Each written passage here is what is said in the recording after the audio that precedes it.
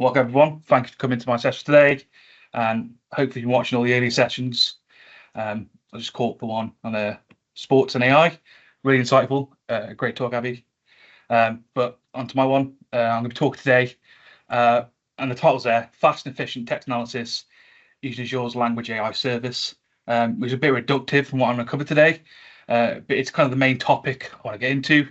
But overall, it's going to be a talk about how AI is being democratized. It's getting a lot more easily accessible, easy to use, especially from my point of view, using Microsoft's Azure AI services. If anyone's used that before, did used to be called cognitive services. I think with the recent bloom in AI adoption, and been a buzzword in the industry and Copilot and OpenAI coming through. I think Azure's made the marketing move to call it an AI service as opposed to cognitive. It's kind of that keyword and grabbing into that. So before we kick off, just my name is Lewis Prince.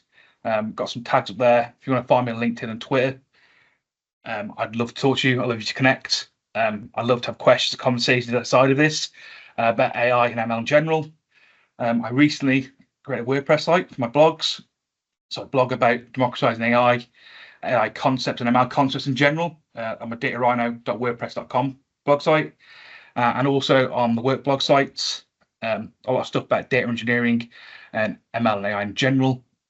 And there's in fact a 5-part blog series I did do on this exact talk, which goes into a lot more detail. So if you're interested in what I say today, but you don't quite catch, or you miss a bit from the demo later on, you can go ahead, go to the Purple 60 website, go to the blog section, and you'll find the blog series, which goes into a hell of a lot more detail about the techniques I'm using, how to use the code, how to kind of dip your toe in the world of AI and ML, and hopefully that'll be useful for you after the fact. So a bit about who I am. I said earlier, I work for a company called Purple Frog Systems. We're based in the Midlands, so just the gateway to Wales, and just by Birmingham. It's a feeder town for Birmingham, so it's just up there in the Midlands. And as a company, we do a lot of data engineering, Power BI development. I come in and do a lot of AI and ML solutions for our customers.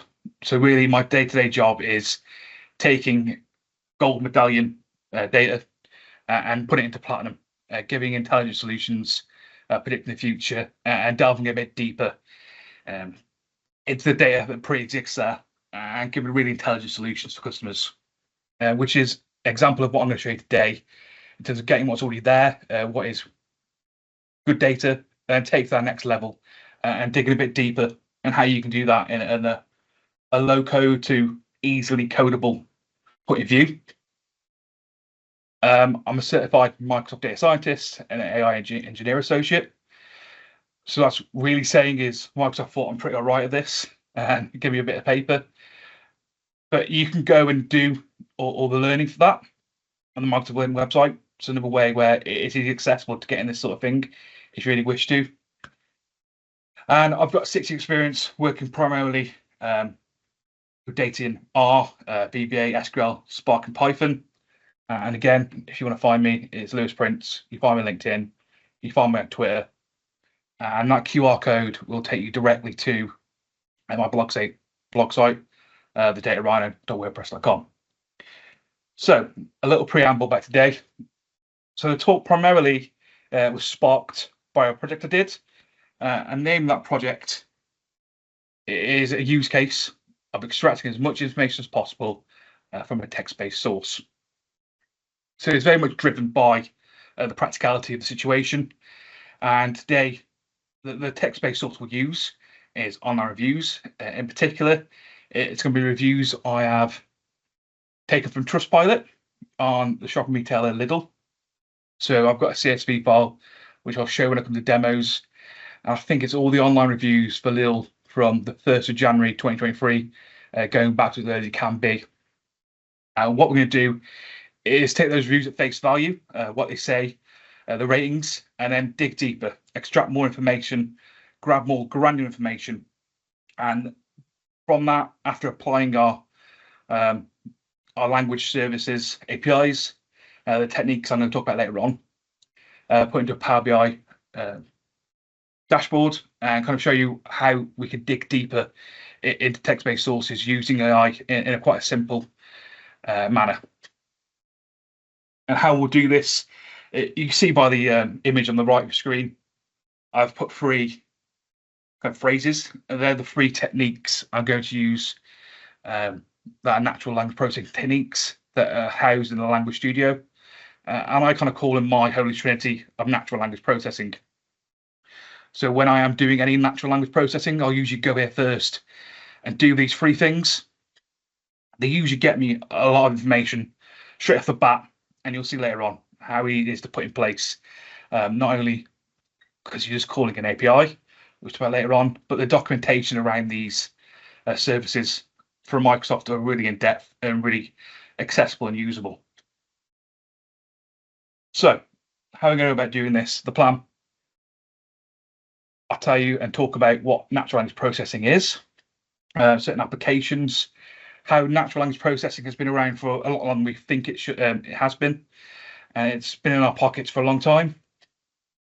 Then we'll talk about what keyword analysis is, applications thereof, and I'll have a little example in there for us as well.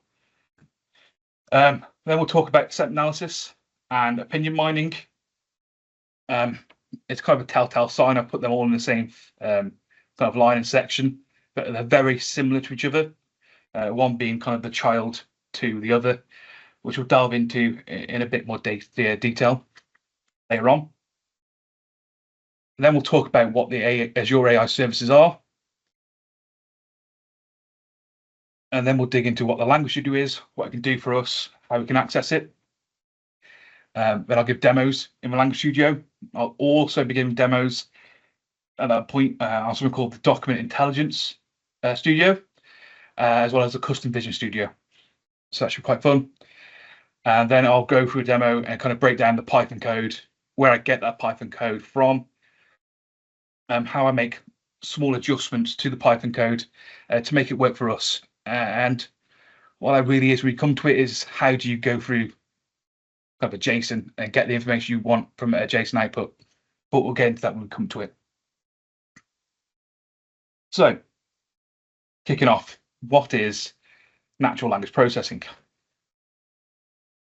So here's what it says in the tin. It's a small bit of artificial intelligence which lets computers kind of listen and understand text that's written on paper, that's in PDFs, it's in images and spoken words. It's useful to understand what a natural language is before going further. So a natural language is a language that's developed naturally over the course of history. So English, French, Spanish, Russian, any language that countries speak and developed over time. And it's not stuff like Python, coding languages, which are manufactured, although it does come to kind of a midway point. If we think of anything like Esperanto, which in its essence, if anyone's familiar with Esperanto, I think it was kind of failed attempts that the European Union tried to get a universal language for Europe.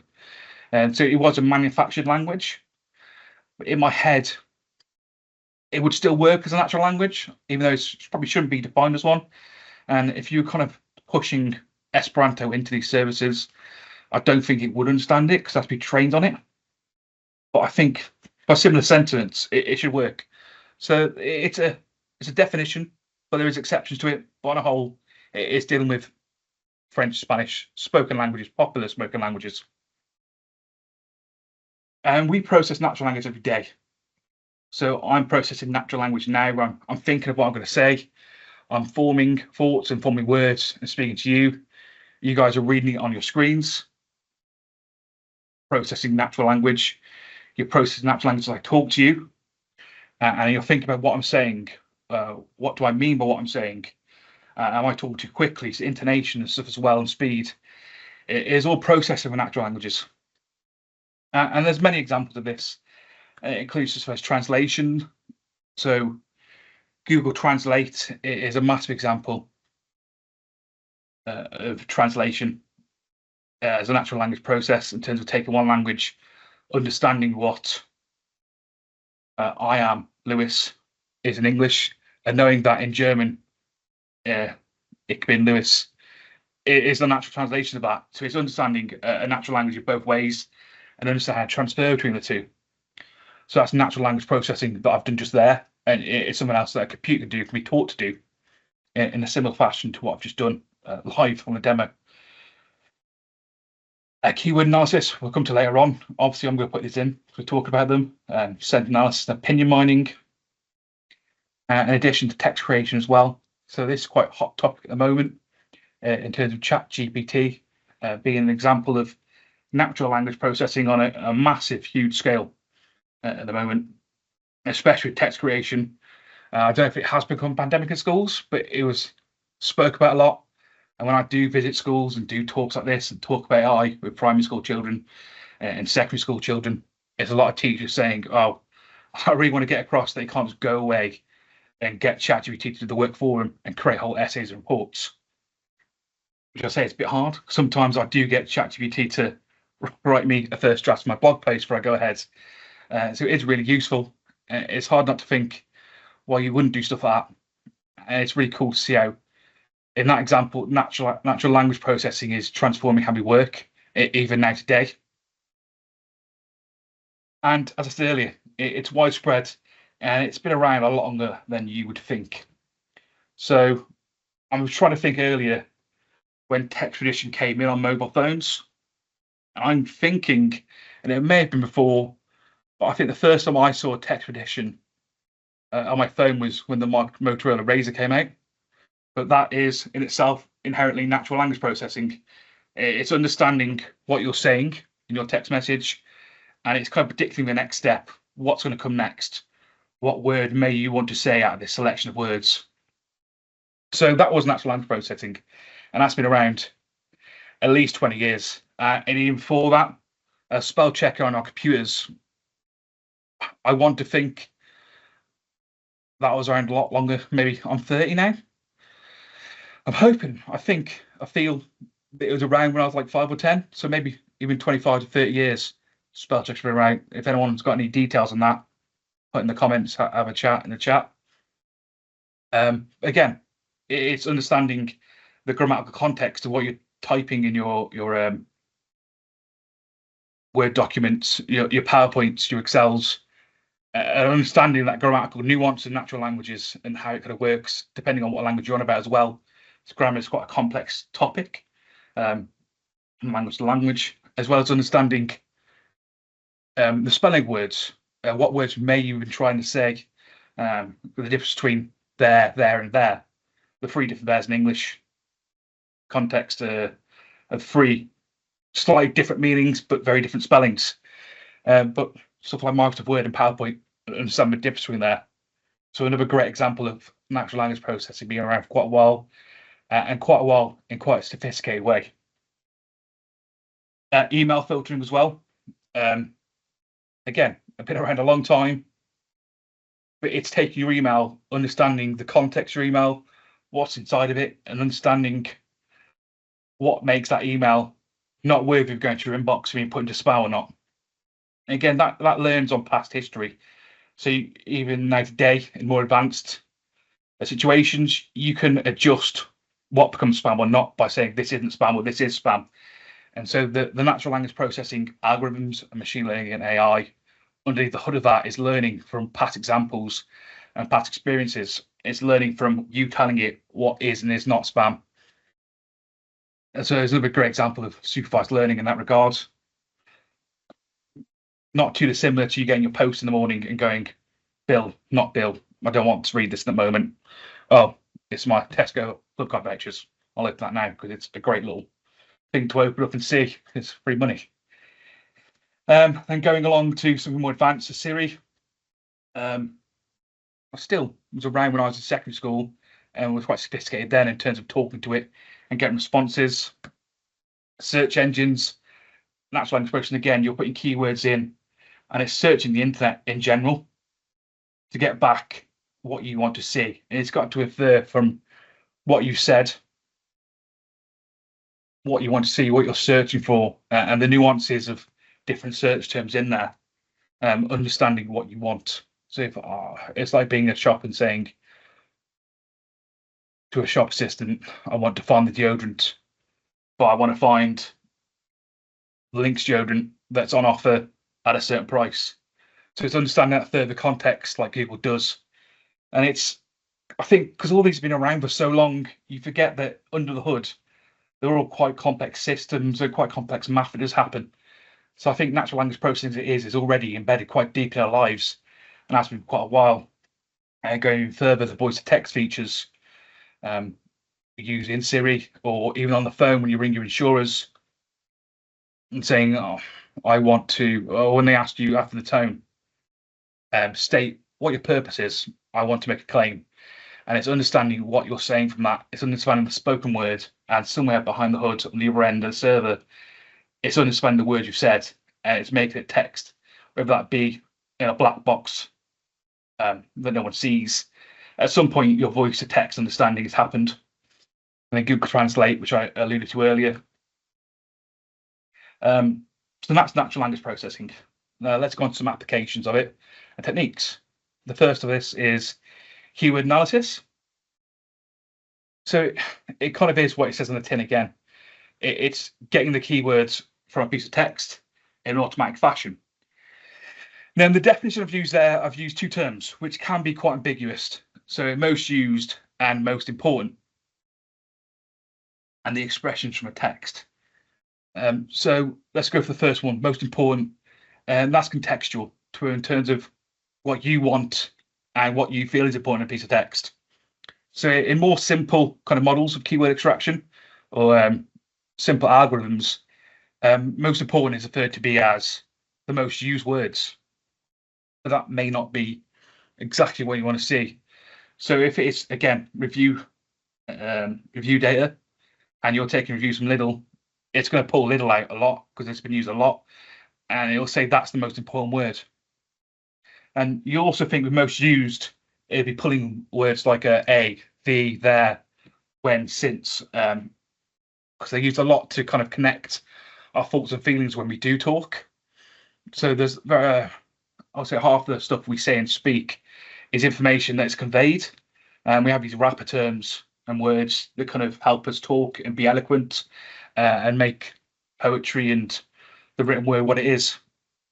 But in terms of the analysis and a computer point of view, a lot of it is just fluff that we don't want to really analyze. It's not here nor there. So a lot of time with this keyword extraction, it'll take what we call stop words, which are the there's, the thems, the as, the since, whens, and they'll exclude them from the analysis. So when we say most used, it's the most used after the remove those stop words. That's useful to point out. And the complexity of these models can go for something as simple as a statistical model that counts keywords by frequency, or it can be as complex as what I said earlier with the email filtering, where the model gets more and more complex and bespoke to your business case as it learns from previous examples. So kind of as we said earlier with email filtering, you get the option to go through your spam and say, this wasn't a spam, and stuff that stays there is spam, so it's reinforcing what is spam. The stuff you take out that shouldn't have been filtered, it's going to reassess this model and say, well, that wasn't spam. They wanted to see that in their inbox. What makes that different to everything else I've put in spam? And what makes that similar to what is in there? It's learning those nuances of the spoken word and text, and that's what it means by learn from previous examples. It's kind of making a map of what's similar and different. And that's true for most AI and ML. It's really seeing patterns and in a mathematical way, and then creating something which can express them predictably and automatically over and over. So I've said a lot of words there about what keyword analysis is. And the purple frog is confused. He said, have you got an example? Because the purple frog is a visual learner. And so he looks best so he can see for his own eyes what's going on, what the actual keyword analysis is. So I've got this example.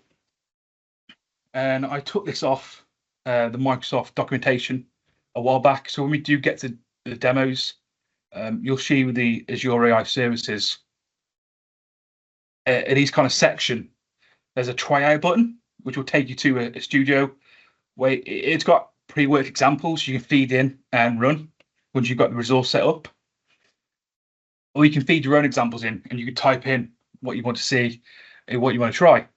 So in this example, it's fed in this big paragraph of it's some analysis review. Someone's gone to Los Angeles.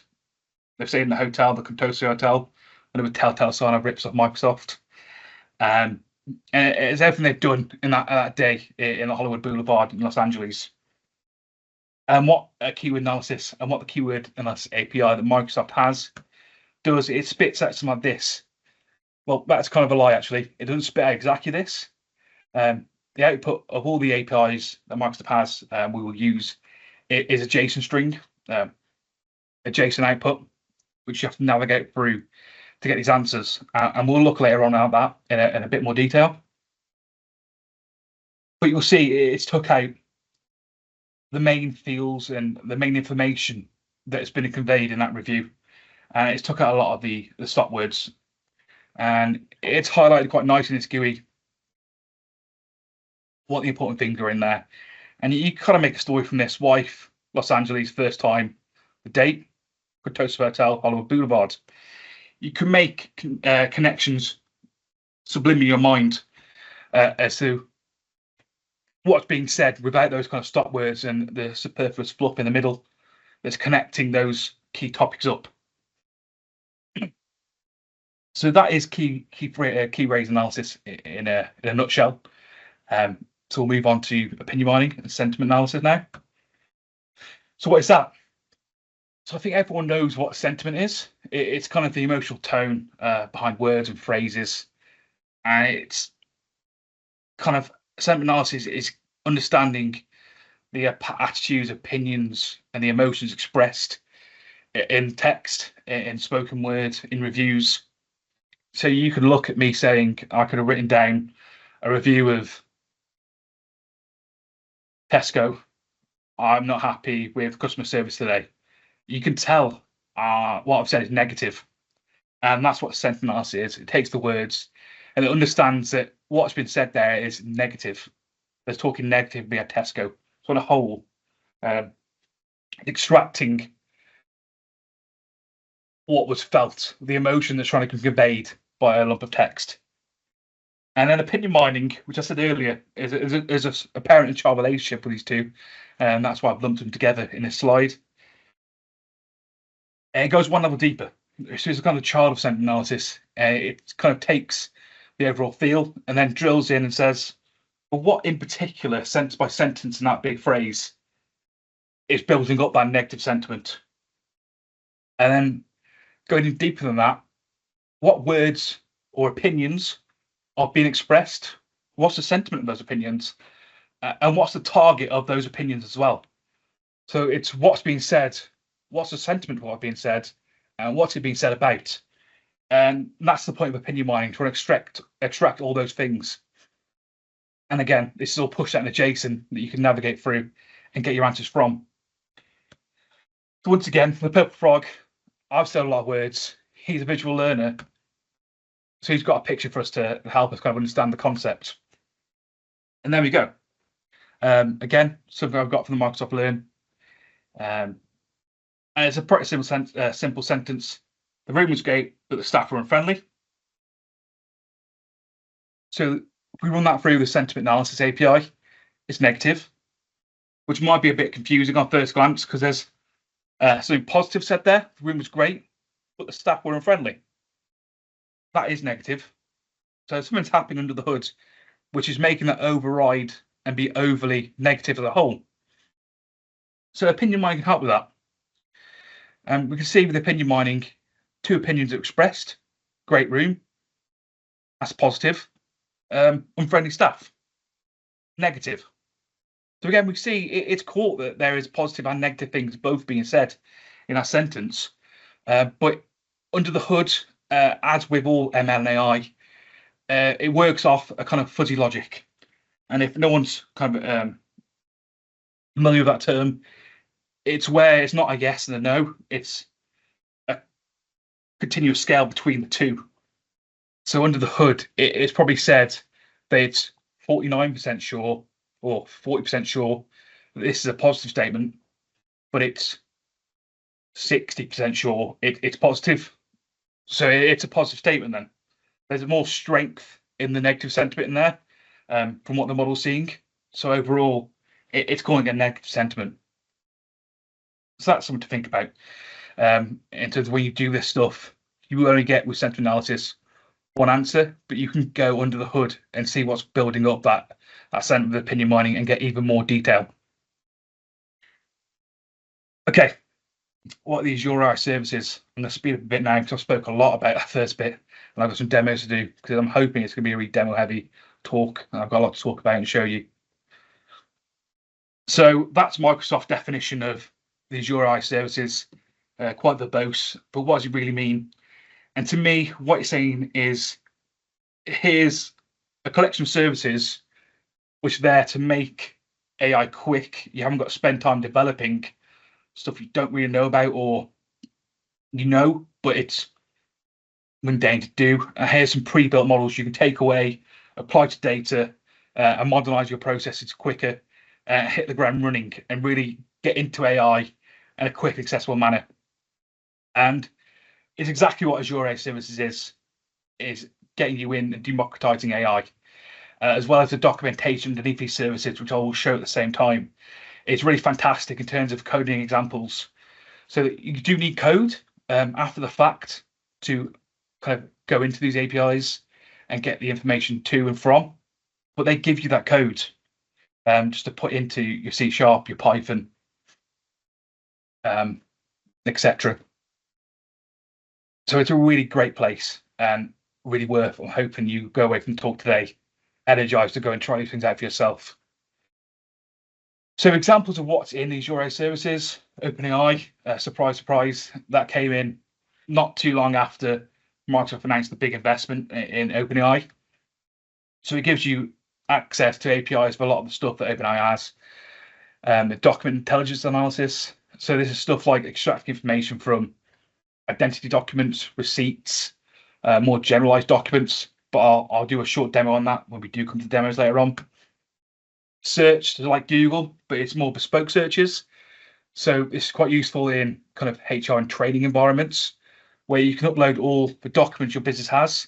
And say a manager wanted to know the correct phone policy in the company, they can do a search and it's bespoke and look for your documents. And much like a Google search, bring back what's relevant and the information they need. Bot services, so it's like Copilot, creating chatbots. Vision, which I'll show you an example in a bit, is kind of identifying images and faces in picture-based data. Audio and video, so it's creation, also subtitling, creating audio, which is kind of another bit of the speech. So you'll find there's a lot of overlap, but each kind of service does its own kind of bespoke thing, so there's not too much overlap. Anomaly detector, so stuff for KPIs when we all learn, say on a production line, when you're chucking stuff out, certain amount of units, certain units per hour, if that production rate's gone up or down, not by random chance, but by someone that's forcing it. So it's using AI to detect when something's not got right in what is kind of real-time process data. Translator has its own service in this. Metrics advisor, which is kind of similar to the anomaly detector. And the big one, which we're going to talk about today, is language, which I think has probably the most impact. I've found it the most useful. And so it's going to be the main one we concentrate on today. And we get into demos, and it'll be the last one I kind of demo, because it's the big one. So without further ado, let's get into demos. I think this is the correct one. Yes. Nope, this one. So when you kick up your Azure, this is where the Azure AI services sit. Excuse me a sec, take a quick sip of my drink. And you'll see everything I spoke about earlier. Is your OpenAI, is your search, computer vision, face API, speech service, document intelligence, health insights. There's a lot you can get into, and it comes with this umbrella term, and you kind of create what you want within these. So you have to spin them all up. and it's as simple as create or view each time. So if we go into document intelligence and we begin with, you can click create, you can go through, and it's quite self-explanatory what to do, but it's also in the documentation we'll look about in a second. So this is one I call receipt reader, and you've got the document intelligence studio. So most of these AI services are housed in their own studios, and that's where there's quite nice GUIs, as well as it gives you information of how to connect to these APIs, how to use them. And most of the time it'll give you stuff like security monitoring, how is your document intelligence service being used, is it being used too much. That becomes more relevant if you've got like a paid pricing tier. You'll notice I'm hoping all the ones I put today, I've got them on the free pricing tier, which is another reason I'm so passionate about Azure AI services, is that they will almost exclusively all have a free service for you to go in and try out. And there's been some cases where for smaller clients, I've put a solution in place which has stayed on the free pricing tier because it's set on a threshold of monthly uses, a monthly throughput. So if the solution is small enough, it's not really creating a dent in what Microsoft sees as worthwhile to charge for, you can get away with this for free, which is really, really great from my point of view. So in terms of the documentation that's there, you can click this Review SDK Quick Start for a code first try experience. You click this, it'll take you to this great bit of documentation, how-to guides, stuff about responsible AI, which is massive in the AI ML industry at the moment, in terms of making sure the the models and the inferences and stuff we make with AI and ML is not being discriminatory. It's not pushing agendas that are already there. Just a brief word on this before we move on with the responsible AI, because it's such an important topic, is that you're feeding data in that's human made. So when you're feeding in, it takes in the biases human. And it will reciprocate and force those biases out. So it's always really good. And Microsoft put a really big emphasis on responsible AI. And you'll always see this if you do dip your toes to ML and AI. There'll always be tools, sections about how to use this tool responsibly and ethically, what you should and shouldn't do. But going back to using the tool, it lets you choose a variety of different coding languages. I'm a Python guy, so that's what I'm clicking. You go through and it'll tell you what you really need. So in your Python instance, it'll tell you how to get Python as well, what you need. It suggests Visual Studio Code for your IDE. So that's where you're going to write your Python and run it. And then it goes into once you've made your resource, it tells you how to do that. Where to get the information you need. So where do you get your key, your endpoint from? And these are two things you have to include in your Python code to access the API, to access your resource. And going through this, there's a lot more things, but it gives you this great chunk of Python code, which you can take away and you can plug your stuff in. It tells you there's examples where it's putting in certain things you can feed into it. And it's probably the best thing about this. It gives you the Python code already. There's nothing much you need to change to that if you want to use it straight out of the hat. It's ready made to go. You can use it and it tells you exactly how to use it. So if we dig into the Document Intelligence Studio, we'll go for a quick example of the kind of stuff it can do, and we'll talk about applications. So it can do stuff like general documents, but I think they have these pre-built models, which are probably the most powerful.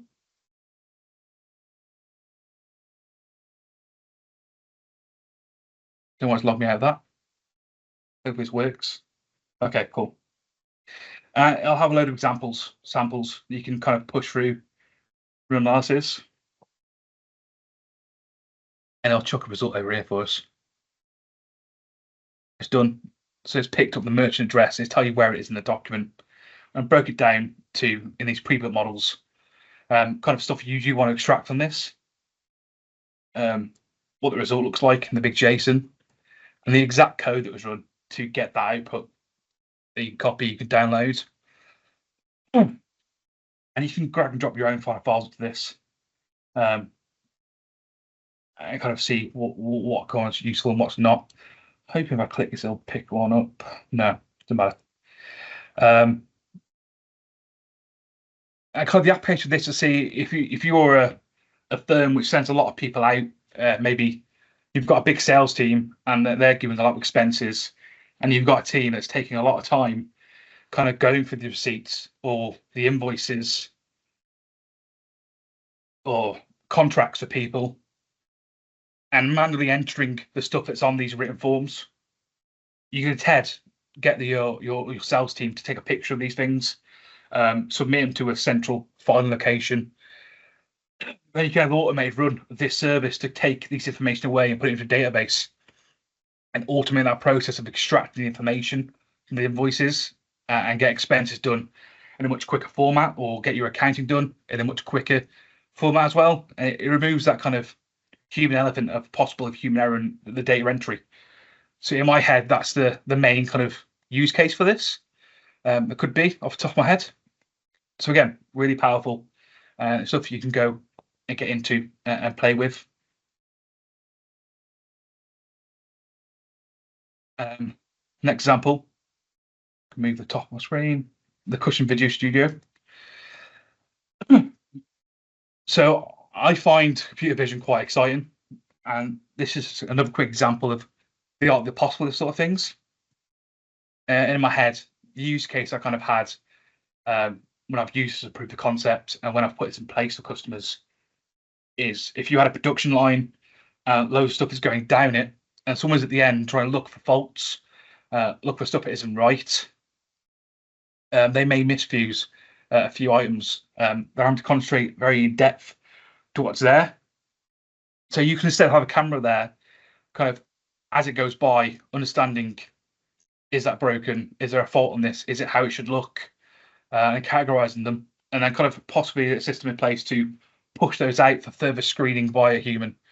So it's always a way of enhancing the human experience, and it's very simple to do these things. So it starts with empty. I decided to analyze fruit in this case, and kind of you go through, you click, and you say that's an apple, that's an apple, that's an apple, and you give them tags.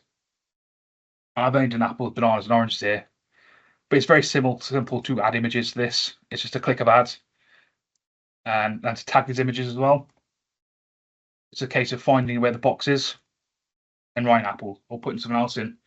It'll tag it, and then you train, and it's going to go through and work out what an apple looks like, what a banana looks like, what an orange looks like. So in the use case I said before, it's what broken looks like, what not broken is, what perfect looks like, what is a pass, what is a fail. I think it's quite cool to give a little example. So I think this one's a good one. It's the fruit bowl. So you can just save the image link, feed this into here, run it, and it's going to chuck out what these are. So it's picked a banana. It's 20% sure of that. You can vary these thresholds, but it's even put a box around all these things. Although I'm pretty sure that's a lemon there. Yeah, it is a lemon, but it's never seen a lemon before. I suppose it looks more like a lemon, more like an apple than it does a banana, because of the roundness. But you can see that from the confidence. It's not that confident an apple, but it's still above our threshold. So you can see how simple this is to do and how quick and effective it is to do these tests. And you can split these into like pipelines, etc. as well, if you wish to. So those are two kind of quick demos out of the way. We get on to the big one, so the language studio. So we click view again, go to demo, and you kind of get these windows here. So first of all, you get these kind of free examples we can use. If you click on discover, it's going to give you all the solutions that are available to you within the language studio. So extracting information, classifying text, all the kind of tools and services that are in there. And you click on develop as well. it gives you the quick start guides you can use to get ahead and get started with these tools. So extracting information, I've clicked, and going through, you see you have a sentiment analysis one, the key phrase extraction. We click this, and it's going to find you're going to find a quick start here eventually, but it talks to you what key phrase extraction is in a bit more detail than what I said. But I think what's really powerful this is the quick start guides. And again, much like I said earlier with the document intelligence, it gives you the Python you need to get ahead and get started. So bringing in the library necessary to do the work and the exact code to do, which you'll see when we come to the example later on. This is the exact code I've got. I've made a few changes to deal with all the reviews I'm feeding in. And it's the same for sentiment analysis. You can go through that, find a quick start guide, and you can find the code to get ahead and get started and do what you want to do. So if we nip over to the language studio, popped open, you can see we've got all this stuff ahead now, and it was similar to the document intelligence studio. You can try it out and get into there, and it gives you all the examples, and this will look familiar to what I put earlier in my slides. So you can click one of the examples, or you can write your own in, and it'll kick out what I had earlier and I put in my slides, and it all shows you the underlying JSON that was there. So anyone unfamiliar with JSON, it's a nested data structure. So when you're going through it, you can call stuff like documents, and you can say documents.id would bring back this, or documents.key phrases would bring back all this. And you can go through, and it's quite simple in nature to read through these things and get the data you want to see. But I'll show you quite easily in the Python later on how to do this. But the problem with this, the extract key phrase example I gave just, it is a very small JSON structure. It's quite simple, but you'll see the analyze sentiment, it's a lot more in depth. So when I run this, you see it gives you all this stuff. It gives you overall document sentiment, the sentiment sentence, sentiment. It's breaking down all the little sentences within this kind of paragraph of text and telling you where the negativity is, what the opinions and targets are. And this is the JSON of that. And you see it's a lot more deeply nested. It's not really deeply nested, but it's still quite easy to get through. And it kind of shows you actually in the quick start guide how to get through this. So if you give me a second, I'll get that up actually.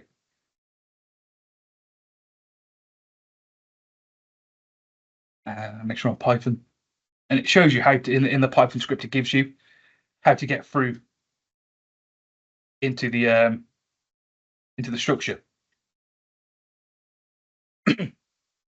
So here you can see it's getting the overall doc, and then it's asking me for doc sentiment. Doc sentiment here mixed. That's kind of how it goes through and gets the stuff. It's a tree structure, and you keep calling on these kind of titles to bring more data out as you go through. And even document.confidence scores. Here we go. It brings you the stuff out. Even more assessment, which is later on. So it's deeply nested. Here, assessment of that sentence. It comes out. So it gives you all the code you want already. So let's get into actually the coding of this then. So before we get started, I'll show you the little review document that we feed into it. We're going to feed into it. So I said, this is all the reviews from Lidl from the end of January 2023, going back quite a while. Just the ID, which we've given to it, so we can tag back the keywords and opinions and sentiment, the text and title, and the rating of that review. And what we've done, first of all, the keyword extraction, we call in a couple of imports. So pandas, which is used for like dealing with data frames and data sets, NumPy, which is math stuff, JSON. which deals with kind of the JSON, how you navigate through the JSON output. And this is the bit that Microsoft gives you that documentation. So all you need to plug in is your key point and endpoint. And the only difference I've made, instead of one document being added in, so if you notice in the documentation, it was just a string to feed in. I've made a small change. So it takes a document you fed into it, and then it checks to make sure that asking up, so the client.extract key phases, that's how we're asking for the key phrase extraction API. We're making sure asking it using the documents we've sent hasn't been an error, it's worked successfully. And if it does, for each phrase in a response, we want to go to an output. And we append that output to a list, so let's say. And so these are two kind of functions I've made that we'll call upon later on. And then we read in the data. So we read in little reviews, which is in my local kind of data storage files. And then we make 3 lists. So this is where we can store the stuff that comes out, what the key phrases are, and the IDs as we go through that CSV line by line, which is what this for loop is doing. So first of all, I'm adding the title and text together because the title holds a lot of information we want to look at and analyze as well into something called make list. So each line is in make list, and for each line we put in make list, we want to output to output, which I put here earlier, each phrase. So that's the whole of phrases. And client X is the line from the document. And then the output's holding the list. And then for each phrase and output, we append it to these. So we have a list of IDs. So for each phrase, you'll have an ID to connect it back to. And then we put this into a data frame, combine it all together, and we output this as a CSV, which looks something like this. So we know for the first ID, it's pulled out 12 keywords.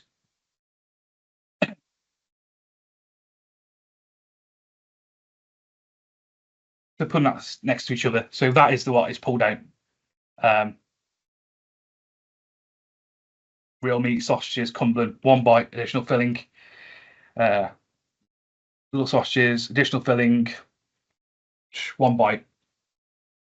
So it's done a pretty decent job of doing that, and it's put in a way we can tag back to this. We know this all come from that one review. So we've got keywords. That's the data set now for us in a CSV format. So we can go back to our code, and then we can then instead use the keyword, which has got a very similar format. Because again, it's just calling and it's getting a JSON output. We're inputting the same data with the little reviews. The only problem is that JSON is a lot more complex and has a lot more fields to store. So we've got more lists to append that data to. So again, the meat and bones of it, after we pull the little reviews in, is putting our key and endpoint in, so we can have access through this client function to the API. It knows we are. We've got authority to ask the API for a job to work for us. And then we go through, we break through that JSON format to give us the data we want. So you can see we go through getting the document, get the individual sentences in the sentence, the mined opinions, getting the target of those mined opinions, and then the assessments of those mined opinions. And then here we append the data we want to the list we made above in a format that's we'll use later on, and quite handily to kind of push that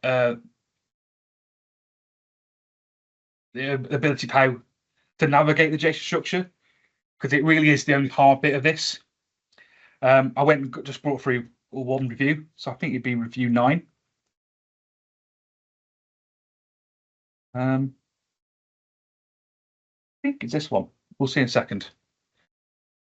Yeah, doesn't totally matter. I've gone through and just pulled out the sentence from the doc.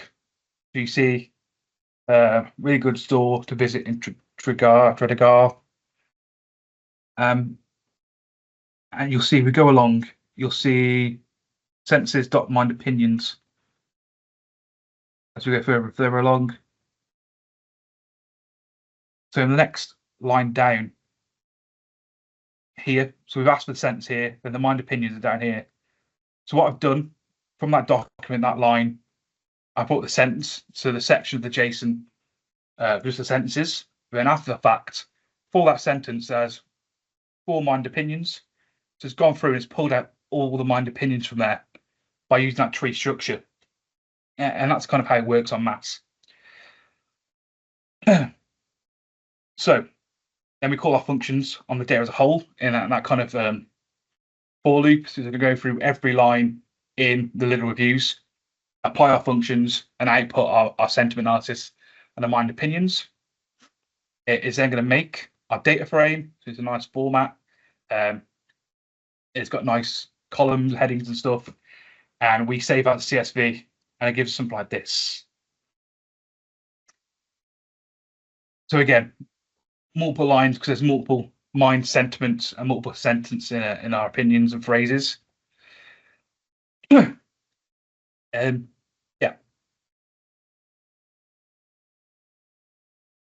that's that. So we've got our little reviews, we've got our keyword analysis document, and we've got our sentiment analysis and opinion mining.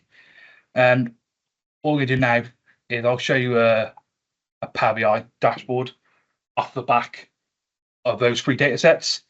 Now, I'm not a Power BI dev. I would say I'm not great, but I did what I could with this, and I think I was quite happy with it. So let's not be mean in the comments if you don't like what you're seeing.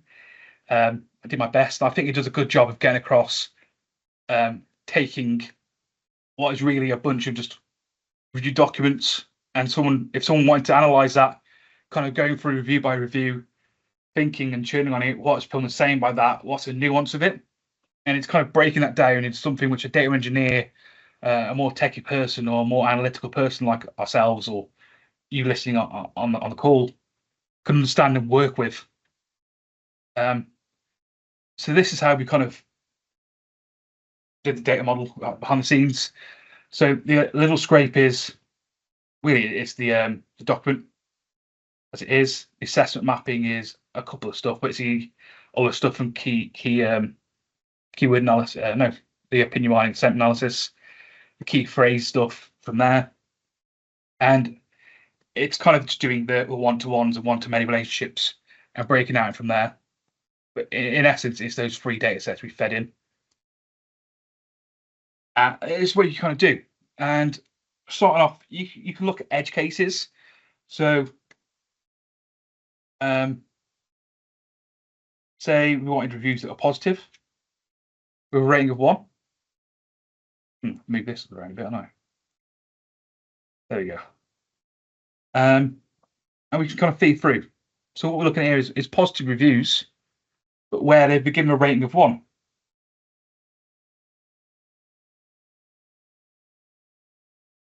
I think it's quite a good example of kind of finding the dead cases. It's positive, but it's given a rating of 1. If we read it, it's saying Lidl's very good value, but it's let down on its checkout process. Down the aisles, going back, he'd be a bit more like Aldi, put the tills.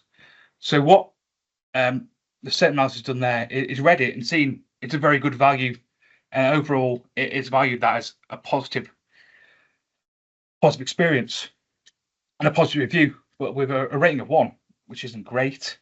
But it's kind of getting those edge cases where people are conflicted in what they're doing. They've given it a 1, but they have said good things about Lidl in that review. And you can click on this, and let's dig a bit deeper, the opinion mining. And all it's pulled out is good value. And it gives you another example of how it's not always hitting the mark with anything of ML and AI. It's never always going to be 100% correct in what it's doing, but it does a pretty good job of doing it. Let's go back. We can go the other way. Take these filters off, and we can look at the negative reviews, which are given a 5-star rating. There's one written down the 8th of August 2017. So here we go. So they've given it a 5-star rating, But they've said negative in there. So very good customer service. But don't buy fruit and vegetables which are low quality. So it's picked up the good customer service here. But overall, it's negative because this don't buy the fruit and vegetables which are low quality. And there's other stuff in there. So someone's taking the Mickey here. They're giving it a 5, but it's sarcastic 5. You see what they've written. It's not a true 5. It's misleading, and it's negative because it says he's going to feed to his dog, and it's weird. It's trying to find those edge cases. So that's where this kind of analysis can be useful and kind of dig deeper in. But in addition to that as well, say if off the back of this keyword analysis, we want to see possibly what little customers are reviewing, but they're saying about Tesco. So a competitor, we see largely Tesco's getting mentioned in equal portion in a positive and negative light. When it is mentioned, there's a lot of negative words also said, but the sentiment of those are usually positive. So they're saying good things usually, and you can see by the opinion one as well. Of the reviews that are being said, a lot of positive things are being said in those reviews. You keep this average rating of 3 still, and you kind of go through and look at the reviews that have been said that are tagged into those kind of keyword of Tesco's. And you can do similarly for, say, if we wanted to look at just a certain product like fruit. See, usually it's keeping that 3 average rating, but in the stuff about fruit, they're saying more negative things in those reviews about fruit.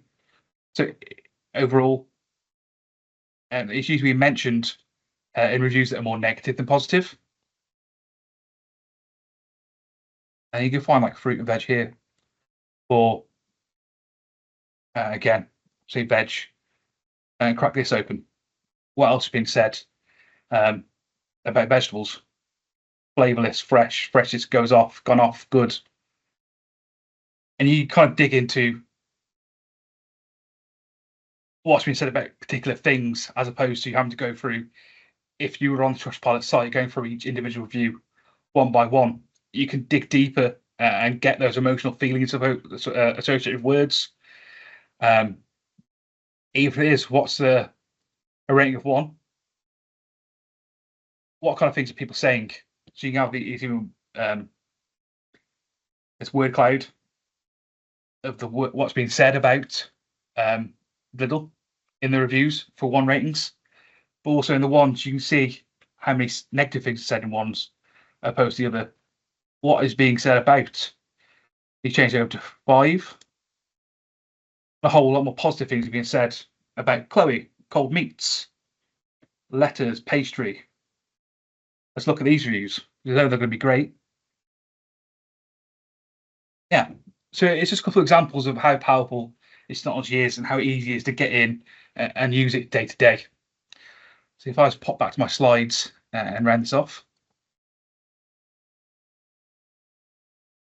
Yeah, I hope that was really useful for everyone. I think I've run a bit close to the time. I'm hoping I've got some time for questions if everyone wants to ask me anything. But before I finish it off, please get in touch. To my blog sites again, if you want more information on this. I know it's still over an hour. It's quite a lot to get over through. I've got a 5 blog series on the Purple Frog website you can go to. You can see in more detail how to do this process and how to get out that kind of Power BI and do your own thing. So if there's any questions, go ahead.